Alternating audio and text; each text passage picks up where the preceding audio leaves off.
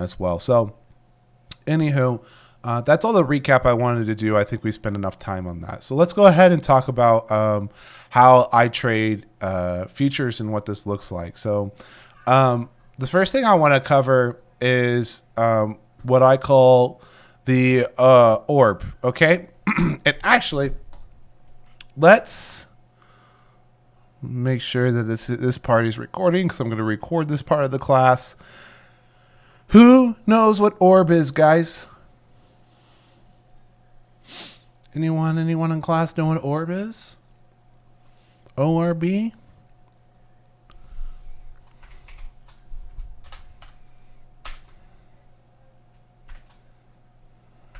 I'll give you the first word. Open. Opening. No one in the chat. No one knows what orb means. There's got to be someone that knows. But if I ask these questions and you guys answer them, I'm gonna give you XP. Okay. So if you know, post it. Yeah, not you, Abraham. I know you know. I'm not. We're not gonna. Okay, we got opening range. That's right, but we don't have the last word. Nope, we don't have the last word. Opening range bounds. Nope. No, stop. That's definitely not it. Steve, yeah. Opening range breakout. Awesome. Yes. So the orb is the opening range breakout. And actually a great way to simplify looking for your orb is to go to the 15-minute time frame here for the index. And I set my orb by letting the first candle play out. So the first 15-minute candle is going to be my orb. Okay? And then if I am also trading futures, I also want to have candles set for the previous day. Oh, that's not what I want to do. I wanted to change the color here. For the previous day high and low. And then the weekly low, which actually is going to be... Actually, that was the weekly low. But I might set some other ranges too. So like our recent low would be down there. So that's something to keep an eye on. Okay, so these are just a few... we'll throw those up. We won't talk about those. What's really most important right now is that you let the first 15 minutes of the market play out, and then you set this orb. Okay, this is the opening range breakout, right? And it's super simple, right? All I do, this first candle, this shaded region right here is obviously the pre-market, right? Not the actual market open. I say obviously, but some of you might be new. You have no clue what you're looking at, but we could see that on the time stamp here at the bottom right, 8:30 a.m. Central Time for me. That's when the market opens. I let the first 15 minutes. We know it's 15 minutes because we're on a 15-minute time frame, and so each candle on the 15-minute time frame is equivalent to 15 minutes, right? And for those of you who don't know how the time frames work, that's how like all of these work, right? If I was on a 65-minute time frame, this first 65 minutes is how long that first candle is, right? So that's what those signify. So I go to the 15-minute time frame, let the first 15 minutes play out, and then I'll go to my 1-minute time frame. The goal here when you set the orb is to play different breaks here of the orb. And then we start adding some very simple, keeping it ultra simple technicals here, but honestly, they're not even needed for the orb. So for the orb, your goal is to play this very simply when it breaks the low. So if I was in if I was looking for a position this morning, I would see that we had this candle that broke the bottom of the orb. So can someone tell me, would this be an entry when this broke?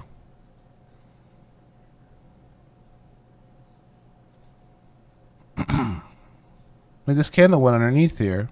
Would that be an entry? It's below the orb, guys. So is it an entry? Not an entry yet. Yes, that's right, DSB. So we wait for the second candle confirmation of the orb. Yeah. So, and the body didn't even close. So then we have a nice, this is called an engulfing candle, by the way. So there's going to be some candlestick reading for futures because we're so short term, right? So we have this candle that gets the first break. So now we're looking for a confirmation candle of it. And even ideally, let me not get ahead of myself here, but then we had this very bearish engulfing candle. The body of the candle is consuming the second candle, right? So you have this engulfing candle that pushes you down. You're still not getting the break of the orb. There's still no entry here. This candle breaks the orb, but doesn't close above it. So it's still it's kind of weak. And then this can be your entry, and this is a definite entry. So you can try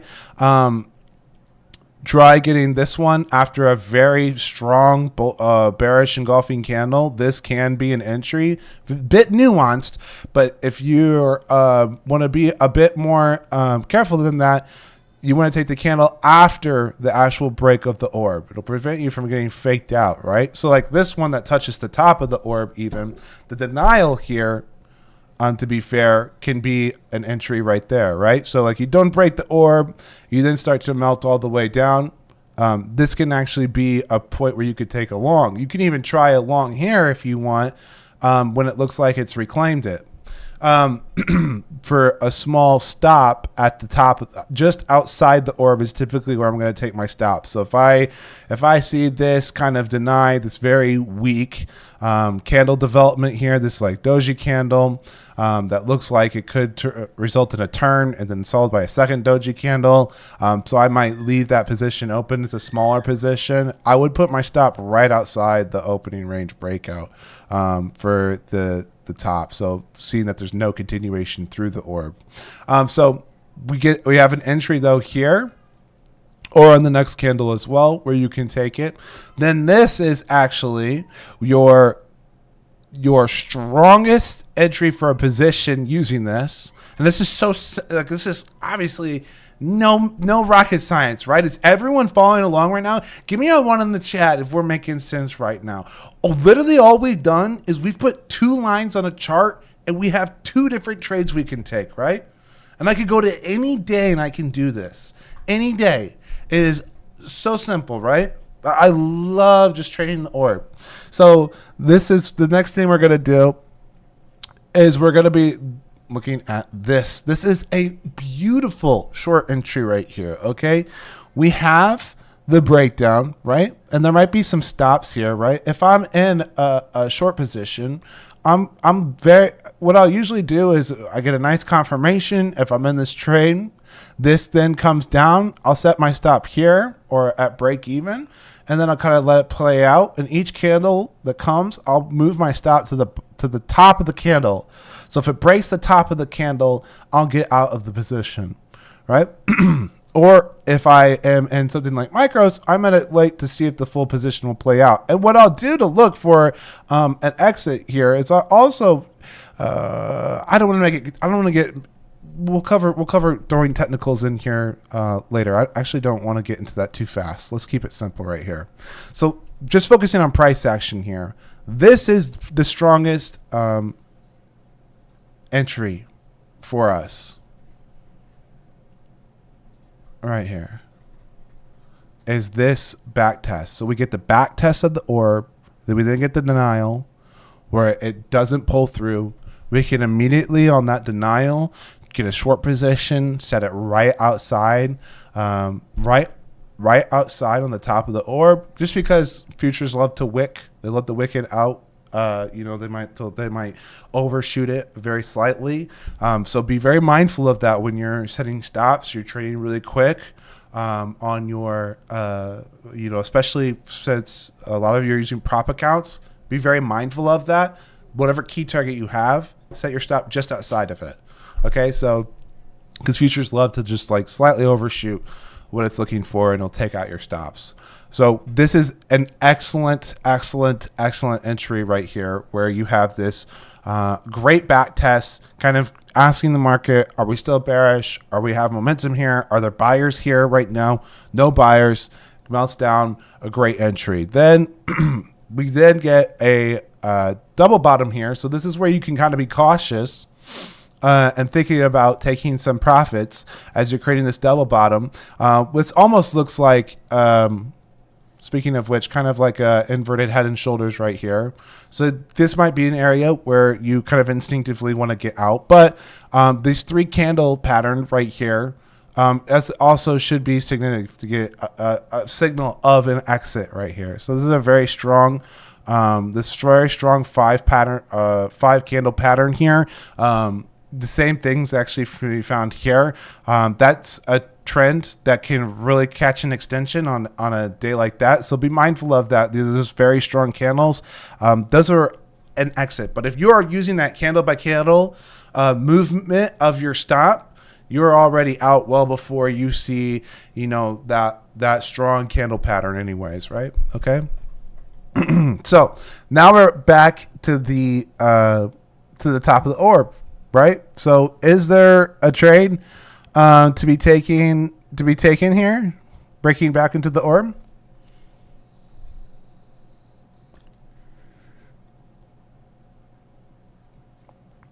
You've broken through the floor. X-Ray says no. Jan says chopping no. Yeah, right. First candle breaks through. Second candle comes and back tests it. Then it breaks back through. Right. It's just very choppy. You want that second candle confirmation. You want that movement through the orb. Right? So there's actually a failure right here where I might get scraped up. Right here on the second candle confirmation. Kind of moving my stop, keeping it really tight. We come back down. We plummet it. Now keep in mind, if I'm entering here, where's my stop? If I enter here on the second candle confirmation to the upside, where's my stop?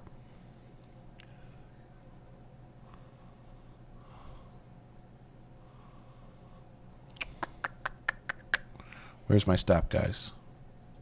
I'm watching the chat. Where do I put my stop? I enter here. I go long because we've broken back into the orb. Where's my stop? Where's my target? How about that? Bonus points if you could tell me target.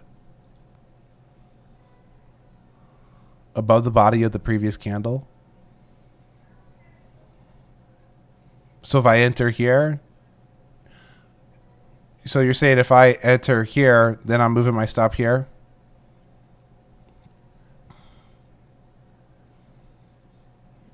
Target top of orb. Your target's actually going to be, the first target's actually going to be the midline here. Once you've broken part of the orb, you're going to be looking for the midpoint, the midline here. Okay, so we have a 531 and 533.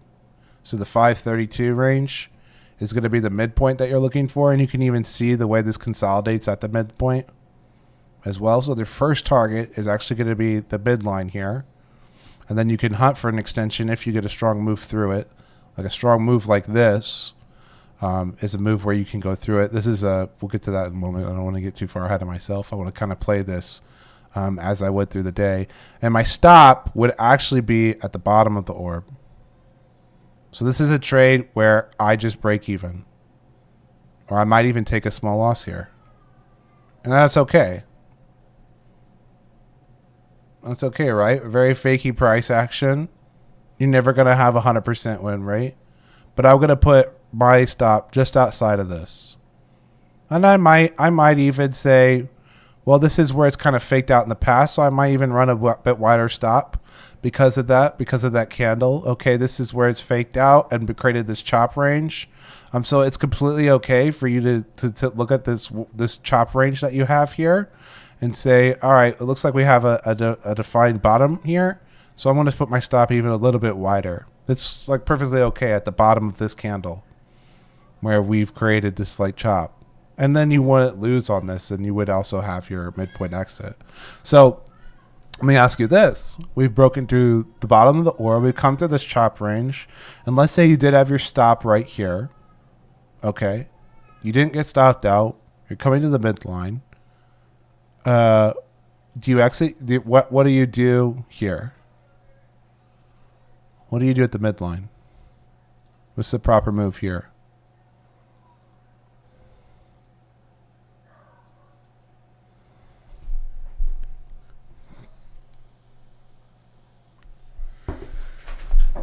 X-Rate said, is it always the midpoint or a level within the first 15-minute candle? It's always just going to be the midpoint. And you'll see on most orbs, especially on heavily chopped days, where you're getting these very minor, where you're kind of retracing the bottom of the orb repeatedly like this. You kind of already know it's going to be a bit chopped day, and then the midline will be more significant. You'll also have days where you break the orb and you're just up and away. We really haven't had one of those, to be honest. But when that happens, then you're just clean to go. But yeah, what do I do here at this midline though? What can you do at this midline?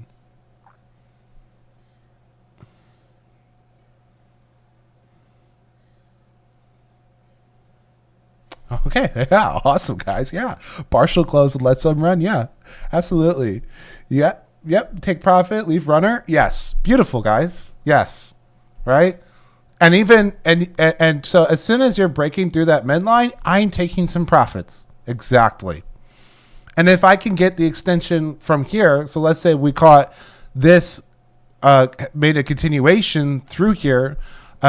Maybe even when we get closer to, based on the candle, reading the candles, I might even size back up afterwards. But I will always take a good amount of profits here at the midline. And then we have a denial here. And this could be another opportunity where we've kind of already identified, we've got a denial here pretty much at this midline where we've also had some strong consolidation early on in the day when we were setting our orb. And you can also try a short back to the bottom here if you'd like, if you want to be super active. Typically, when you guys are watching me trade live, that's actually not even a trade I'd take. I would literally wait for it to come all the way bottom to the orb here again. And I would wait for, boom, another perfect test at the bottom of the orb right there. And I would get long here. And again, at the midline, take most of my profits as we trace it to the midline. We then get this nice higher, low, higher. So look at this price action right here. So this is a bit more nuanced right here. But we have these nice higher lows coming in. And then we get this really strong candle through the midline. Okay, so this is another entry here. When you get this huge engulfing bullish candle that takes you right outside, out of through this target. This is a candle movement that moved with high momentum, very fast through the midline. You could take that first candle through. Okay, very different than just the like a break at the top or the bottom of the orb. You can still wait for confirmation if you want. So look for the second candle and look for the top of the orb. But a big engulfing bullish candle like this is where I would definitely be looking to these very full-bodied candles. And does everyone know what I mean when I say full-bodied candle? Give me some ones if that makes sense to you.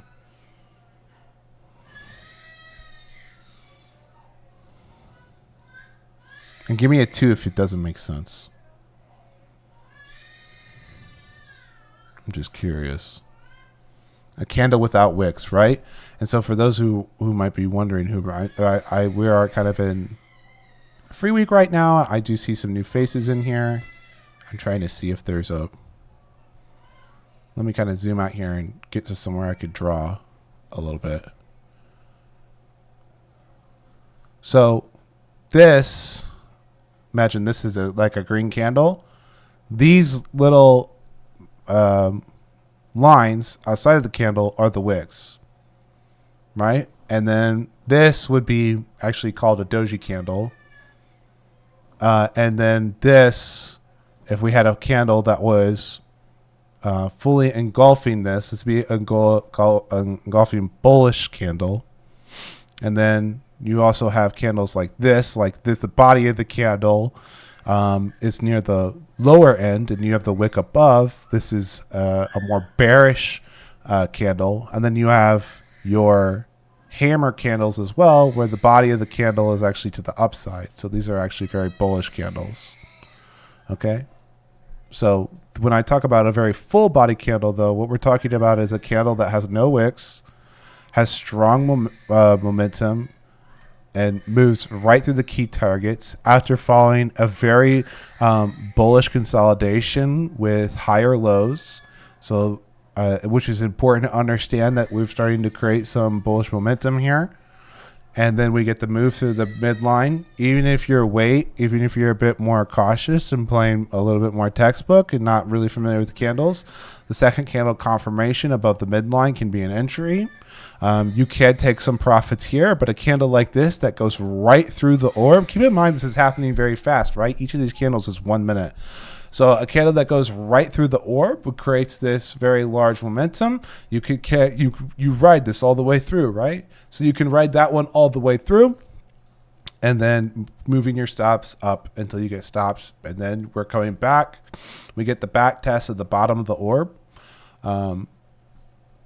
And so then you can try along again. And remember, we set our stops just outside the bottom of the orb, and then you're eventually going to get stopped with this consolidation here.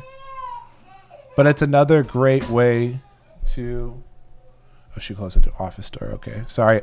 I got a very upset son. But this is where you can also try to take some stops. Now, keep in mind, at this point of the day, you can call it, right?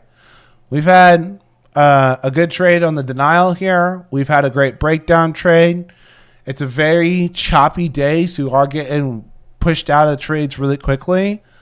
But this is a great day. So we've had 1, 2, 3, 4, 5, 6 trade opportunities. And really, I've added a bunch of extra lines to this.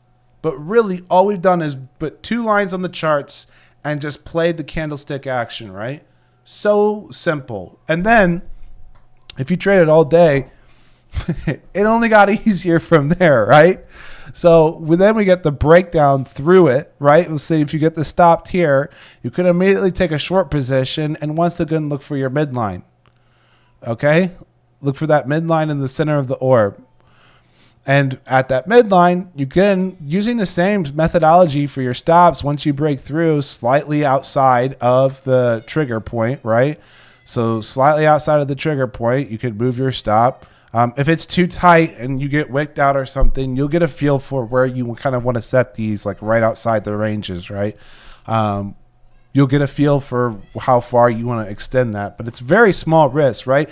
Everything we've taken so far has really tight stops, which is the key to using a trade plan like this.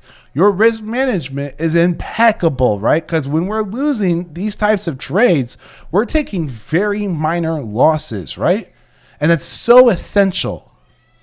That makes sense? Can I get some ones in the chat for why that, really what is the key to this?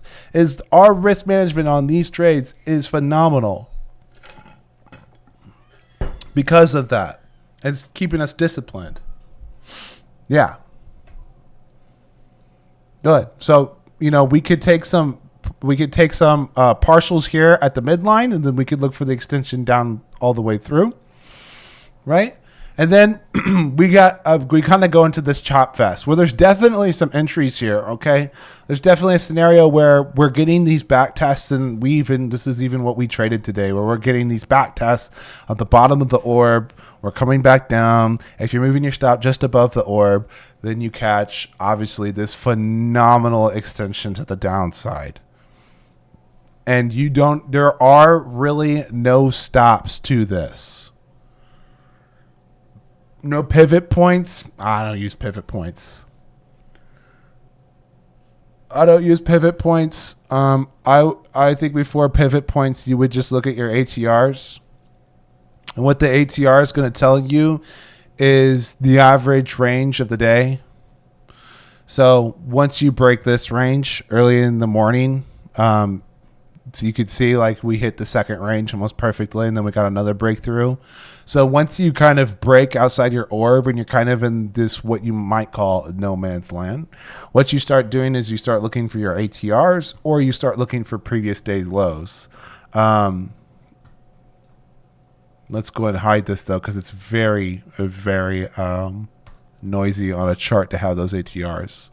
But if you're using your previous day lows or previous week lows, you pretty much came right down there to the 520. I mean, just an incredible move to the downside.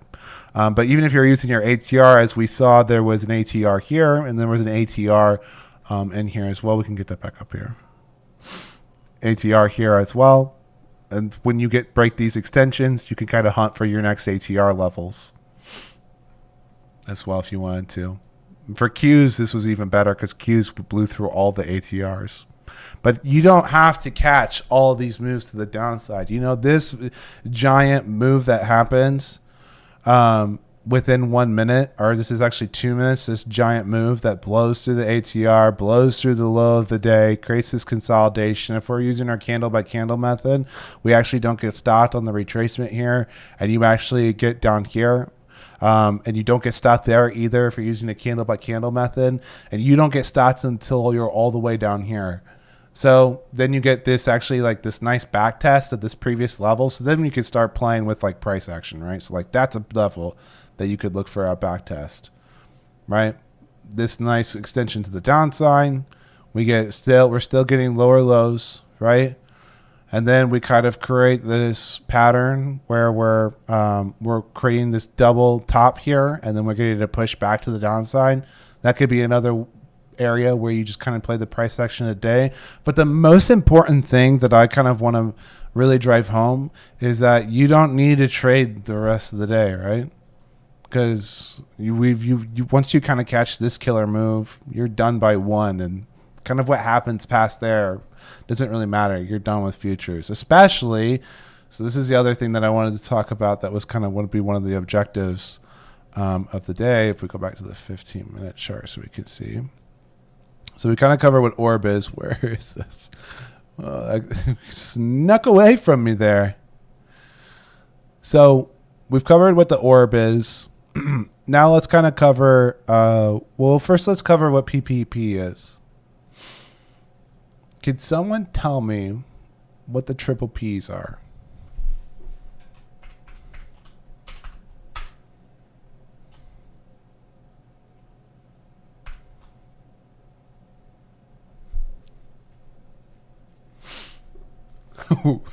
That is a very empty chat right now. Paycheck Protection Program. No. What is it, a banking acronym? Is that where you pulled that from?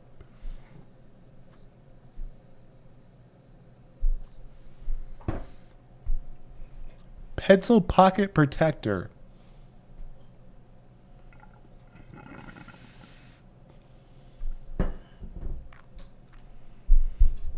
Oh, that was the COVID loans. Yeah.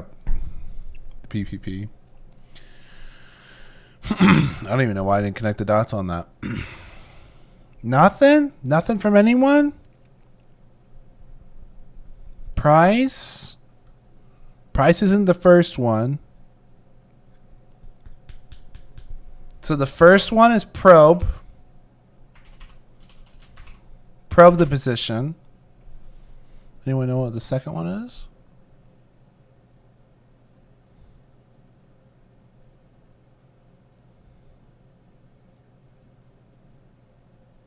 We talk about the second one all the time. Probe price probability. I like where your heads are at a lot. You guys are definitely thinking of bets. You got traders' mindsets. Prediction. We don't predict. We react. You might. It's kind of I don't want to get derailed too much, but it is. You know, especially for newer traders, they kind of have trouble differentiating what is actually a reaction to something and what is actually a prediction of something, right? So like all the trades we would just went over, this is not a prediction of price. That is a reaction to key levels, right? We wait for the key level. We wait for the stock to give us those messages, and then we react to it. It's not actually a game of prediction when you're doing that. How in the world did I just lose what I was writing?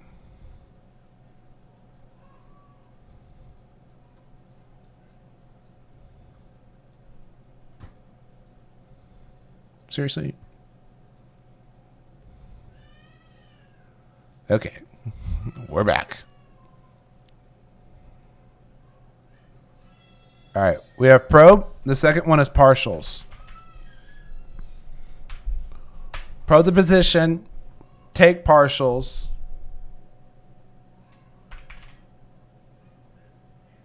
Penguins, pizzas, pineapple. Probe, partials, protect. Okay? I'm sorry. It's probe, push, protect. So, if we are, it's like saying we're playing micros instead of minis, or we can play with more contracts in like a prop fund account, or we have less volatility in those contracts, less leverage, we could try probing a position. So if we see the breakdown here, or maybe we're playing in this price action like we were talking about earlier, right? We're way outside the orb, so we don't have as quote unquote easy setups. You can look to kind of probe a position by taking a small starter position, and then once you start to get to confirmation, so might be an entry where you kind of probe the market and you start one contract, and then when you actually break a key level here. So, okay, we've broken like this level of consolidation here from the structure. You could try to average into the position here and then move your stop down with it. And then once you get the break of this local low right here, you could try to push to average into your position more with micros. And so the difference is that I play all of these with minis. Right? And then down here, I might start playing with some micros and start holding them with the idea that we can catch as we're going through those ATRs, those average true levels, true range levels. I can start to say, okay, we're kind of freeing up a lot of movement on the market here. We're freeing up that price action. So I can start to take some micros and really hunt for an extension of the trend. So I could start playing it a little bit differently now. And I could say, I'll take some micros, I'll go with some wider stops and see if I could just catch that trend and have a looser stop or take the profits when they feel good. Okay. So that's kind of a different way to handle the risk management with something that's a bit looser. But I like the triple P method for once you break the orb, you start whipping out some minis. But let's go ahead and talk about the prop rules of management. Does that make sense, the triple Ps? Pushing into trades when you have confirmation. This is something also I do with options, and it can feel very awkward for new traders to buy more of something that is working because kind of instinctually, for a lot of new people, they have investor brains, right? And your investor brain says, oh, this is cheaper than when I first bought it.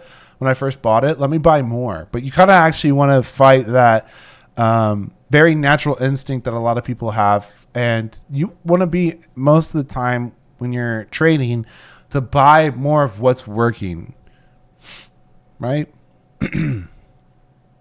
There's some nuance there, whether you're swinging or whether you're intraday trading. But on futures, when you're trading these minis and you're looking for an extension, like the more confirmation you get, if you get the continuation of the trend where, hey, I'm getting lower highs, and then it's turning, and then it's giving me lower lows, so I'm going to keep slowly loading more as we go through key levels, go through those ATR levels, or go through pivot points if you want to look at those. I don't use those, but I don't have anything against them.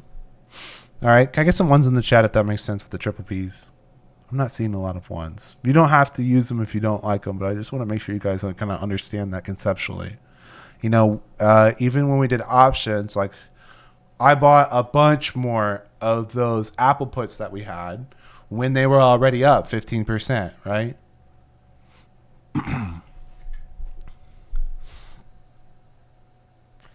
And I'm doing that because I'm pushing into the breakdown.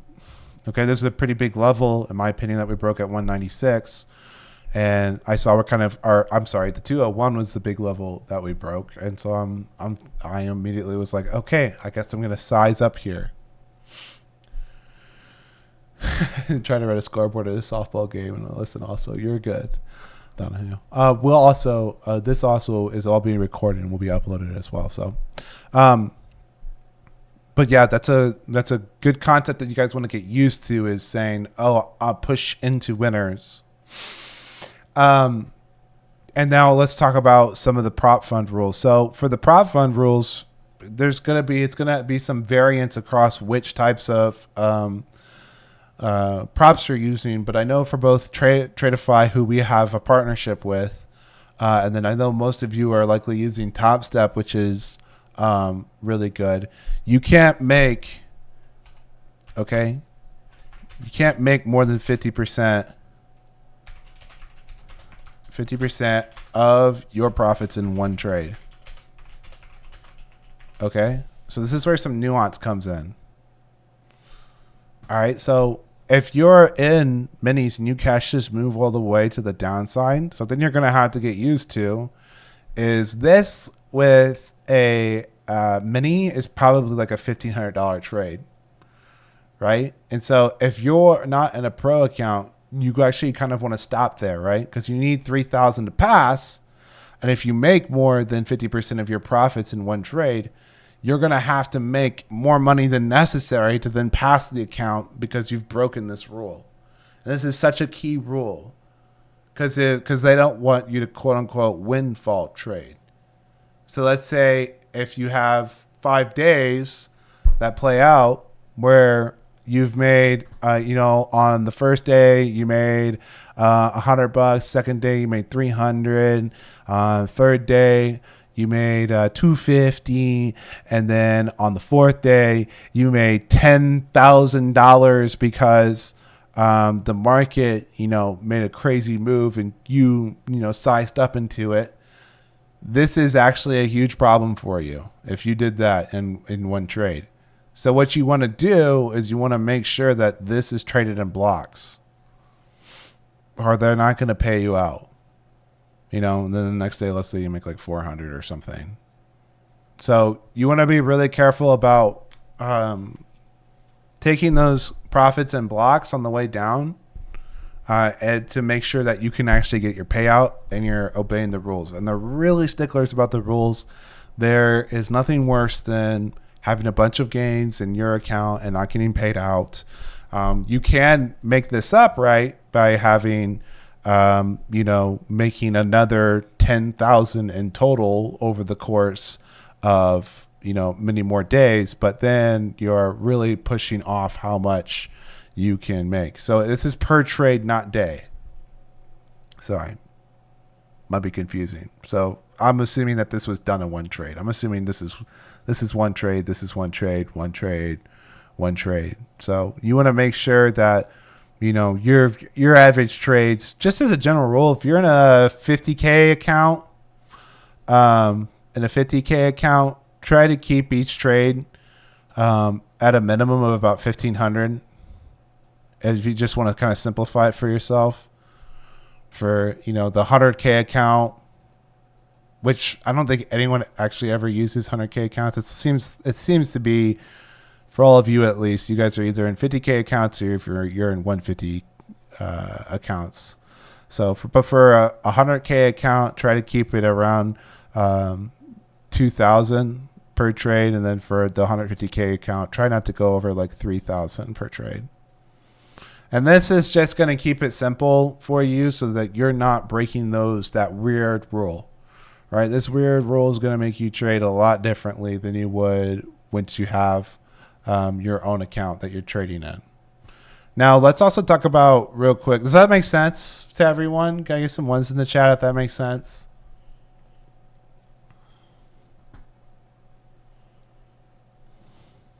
Okay. Right.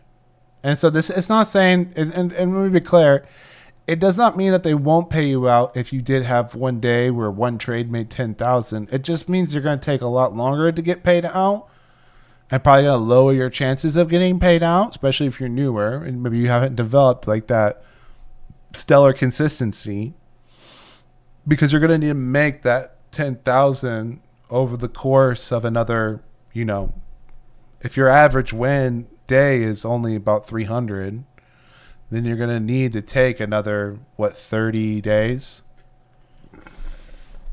to make sure that you don't have more than 50% of your profits in one trade, because they call that windfall trading.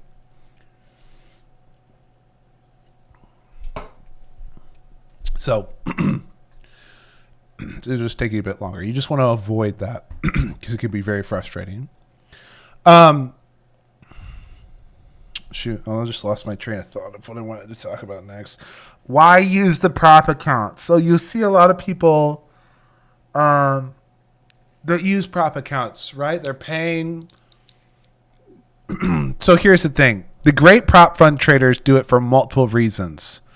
Because some people will ask, why even have a prop account at all if you have an account of your own? Well, even though there's these dumb rules that can be really frustrating, your risk overall is what you paid for the account, right? So it's actually really convenient in that way. It's a whole different way. It helps you kind of manage your risk completely differently, right? The rules are harder. It's harder than trading with your own money. But more importantly than that, what you can do is you could do the copy trading, right? So you can have one master account, and then you can have 5 or 6 accounts paired to it that automatically copy what the master account does. And it's a way to scale up your profits without having to scale up your position sizing. So if you're someone who only likes to trade like 1 mini and you don't want to take it to 5, because that starts to mess, because you don't like how volatile that moves when you're playing with those. You can instead just have the multiple accounts, right? That's the type of scaling that you don't have the ability to do with your own money, but you can do it with the prop accounts. So that's why you'll see traders with $1 million, $2 million in the bank still use prop accounts. The other reason is because they get partnerships, and every time you use their affiliate links to make a new account, they get paid. So be mindful of that too. There's also that reason, which is why you should do a bunch of research on these different companies and make sure you're getting actually paid by them. Okay, so the major ones is going to be Top Step. I've never had issues getting paid out from Top Step X. Apex. Some people complain about Apex, but typically what I see is that they were breaking the rules. TradeFi is another good one. And then the other one that I would really give a pass on is the Funded Family Futures. I think Funded Family Futures. I might be saying it wrong, but if you Google it, it'll come out right. So they do deals. Tradeify is made by an actual trader who can actually pass counts himself. Top Step is the number one. So this is your big dog. Okay. Who is the most fair when it comes to if there's bugs on the site. They'll give you a new account. They even just gave everyone free resets. I know Kyle just posted that the other day. So if you had recently blown up an account, they sent out an email saying, hey, it's been really tough. A lot of people have been blowing up accounts, so they gave out free accounts. Apex is really good because you can actually trade your Apex account in TradingView. So if you go to the trading panel here, what you'll do is you'll get the Apex. It'll give you a Tradeovate login. And you'll use that Tradeovate login here. This is like an old one. It's dead. But then you can log into that account. And you can actually trade your prop fund account right in TradingView. Top Step's amazing because Top Steps actually has TradingView built into it. So it's pretty good. And I've been meaning to actually set up my own Tradeify. I haven't. I've just been really lazy about it. I have a few Top Step accounts, and I'm kind of waiting until I blow them all up or I lose them and then get new ones. But here's the other thing to be aware of. Because lots of you guys who come to us and you have done prop fund trading, because I don't advertise it. So if people are coming in here, they're talking about it, it's usually because they found someone else that did it, or there's like a big YouTuber who like sells some course for several $100s, you know, or some shit like that. Keep in mind that these guys who are even making 800,000 or so on, you know, let's say they make 800K a year on their prop trading, right? Keep in mind that they're probably to make that amount of money, and I don't care how good they are, okay? They're probably spending, at a minimum, probably like about 100,000 on accounts, okay? So even at that high level, and honestly, it's probably something closer to like 200,000. Okay. So understand that heading in, especially for some of you guys that haven't done a lot of prop trading. The rules are hard, and the stop loss is hard, and you're going to blow up more accounts. The reward for having to spend this much to make this much is the scalability, right? But the scalability is also kind of the problem, right? Because instead of blowing up one account, you might be blowing up. I know Apex will have like 20 accounts. I think Top Step maxes you out at 5, but I think Apex will let you have like 20. I think Tradeify caps you out at 10, and I think Family Funded Futures, I actually don't know, so I'm not going to guess. But, you know, blowing up 20 accounts, if each of them costs $50, and then you have to pay the fee once you pass the account, right? Which is going to be usually like another 100 or another 150. Tradeify does allow you to have straight to funded accounts and kind of skip that, but those are 300 each, right? So to make the big money and to have the scalability where you're trading in multiple accounts at once, you're going to have to upfront, you know, maybe $1,000 or more. Now, if you're good, obviously, as you guys have seen, you can make that back really fast, right? You can make about $10K a week, even if you're newer to prop trading. If you learn to trade orb, you learn to read price action, it's very doable, right? You know, I know some of you have gotten some incredible payouts. You know, give yourself 6 months to actually reach that level. Don't be frustrated, but also understand that you're going to have to pay probably a good amount of money up front trying to learn these, just like you would with options, right? It's really no different than losing money trying out options trading, or just losing money in general when you're kind of getting into trading, right? But a lot of those guys don't talk about how much they lose and spend on accounts.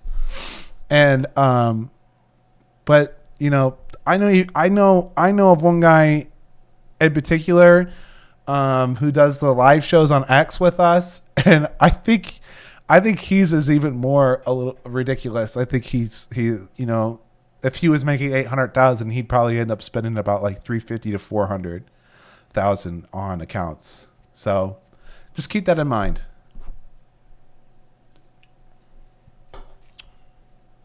Yeah. DSB says he's still negative on Top Step. Yeah. Yeah, I mean, that's why these work, because the people who lose, if you go through like research studies on trading, people who are bad at trading often are gambling addicts. And so the business model works because the worst traders tend to lose about twice as much as the best traders win.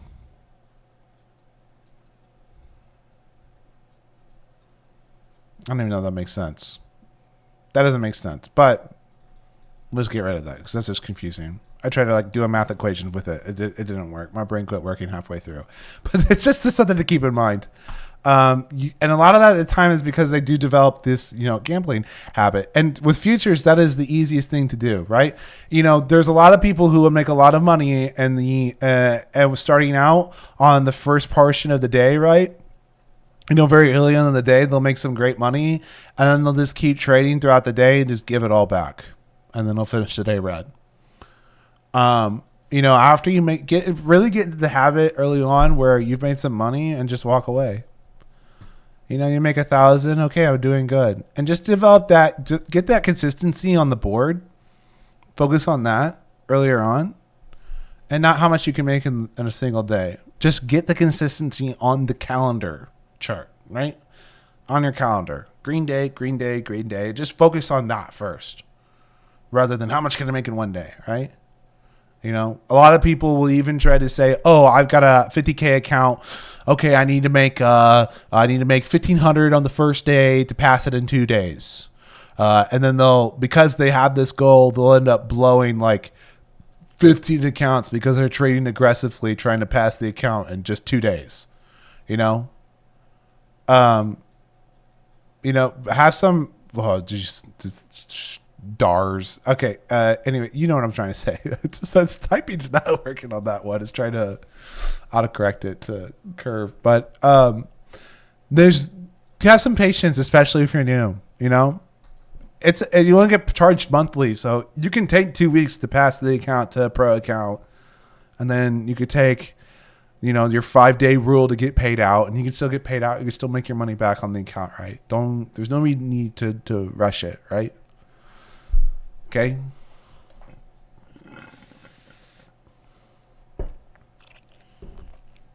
I got laser eyes too much, neglect my day job, so it's better that I do options for me personally. That's totally fair, guys. Futures, the great thing about futures is that you can trade overnight. You could do the same exact thing. So when the overnight opens, after 5 o'clock or 5 p.m., you do the same exact strategy. So after 5 p.m., that'd be 5 p.m. for me. 2 hours after the market close, you can do the same thing. The first 15 minutes, set that up, play the range, right? And then you want to kind of look up like when does the London open, when does the Asian market open, and just be kind of aware of those huge liquidity that can come into the market in the overnight. So it's like at midnight and it's like at 3 a.m. Be aware of those for Central Time, because those are going to be like huge liquidity shifts where there could be potentially big moves. But also understand that the low volume and the overnight is going to make it so that it does not trade the same way as during the day. So if you're newer, you're going to find that this is a bit easier and not as slow during the day where there's more volume in the market than it is during the day. So I guess the last thing that I wanted to cover, because we should be wrapping up here soon, is using your, you know what, I'm probably not going to cover RSI. We'll cover RSI when we, and trade reviews, because honestly, I don't really use it for futures. It's more with options, looking at pre-market structures on individual names. And we'll kind of mix it with some other technicals. So we'll remove RSI for now. But one thing I will kind of look at when I'm trying to, maybe pick where the market's going to kind of turn over, is especially on chop days. I guess this is something else I should have covered.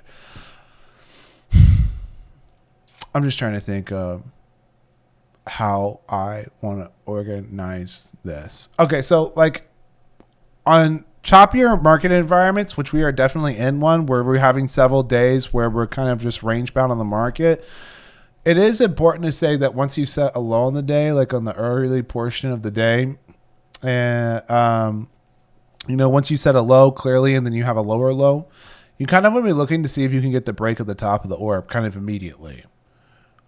If you've had like a full week, if there's no major catalyst in the market that's sending you in a directional move, and you're overall kind of choppy, right?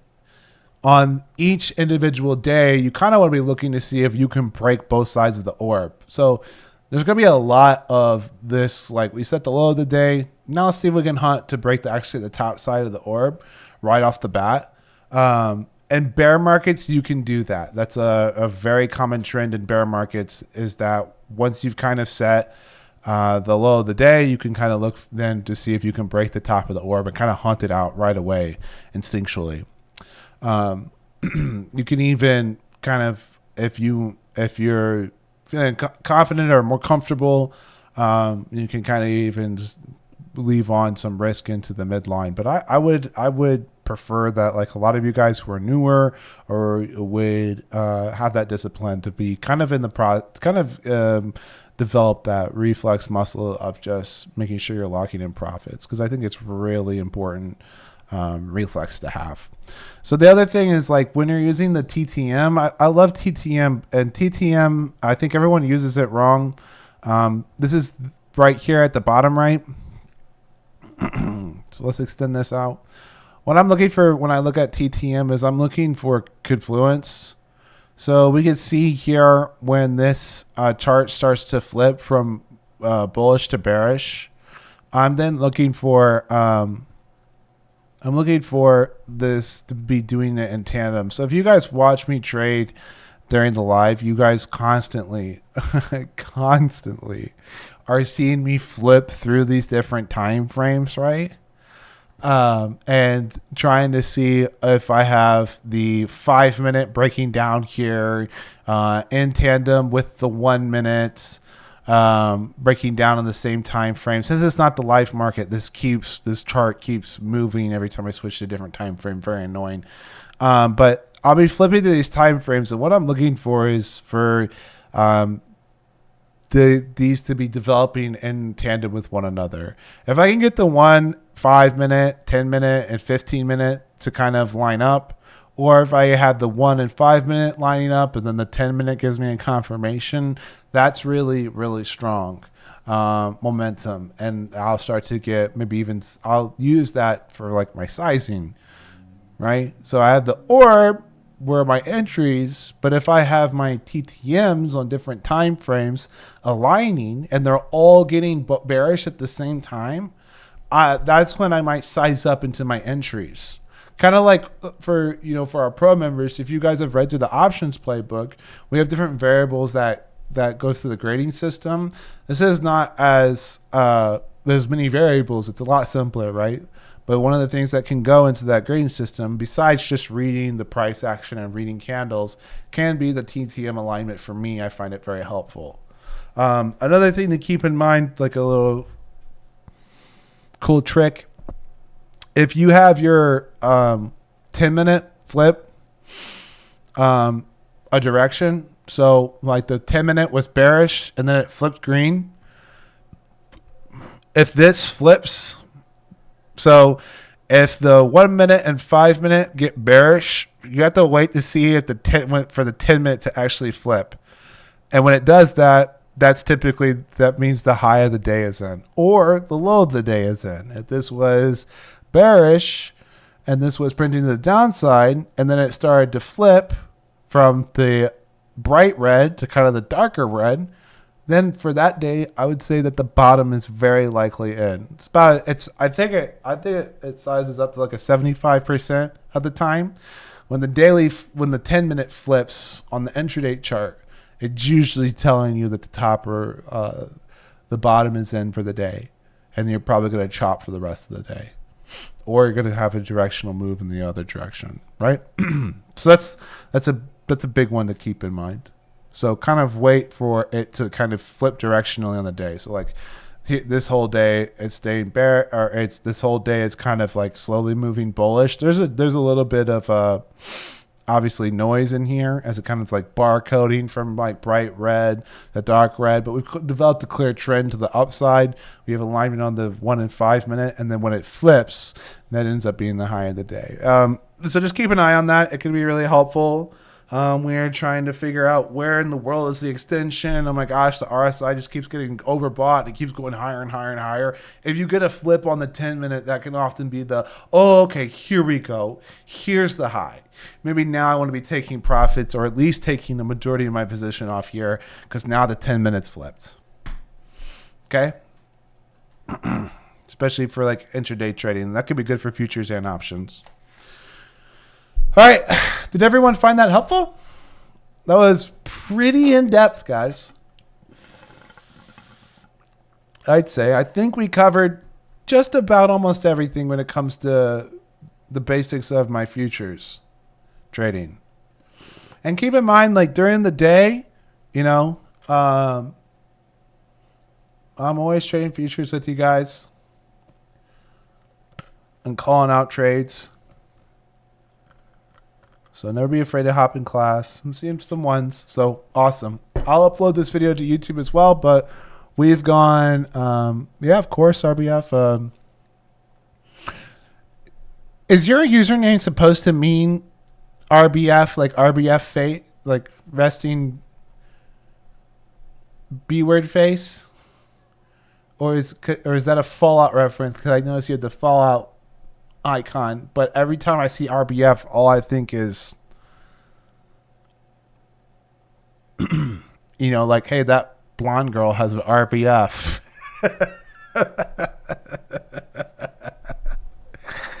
Anywho, all right, guys, have a good one. Have a good night. Yeah, exactly, DSP. That's perfect. That's so perfect. It's there. All right. Anywho, guys, I see a lot of people are dropping out here. It's getting late anyway, so have a great one. I'll post it to YouTube if you miss anything or for your review. Thanks for coming to class.